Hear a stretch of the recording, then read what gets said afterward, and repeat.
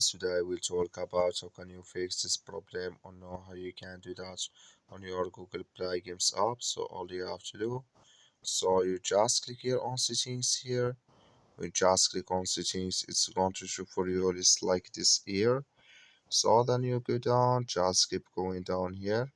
You keep going down here, then you click here on apps.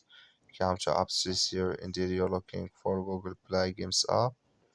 So you just click here on search, then here add play so you click here on Google Play Games app. So it's going to show for you like this here. Click on for stop, click on OK.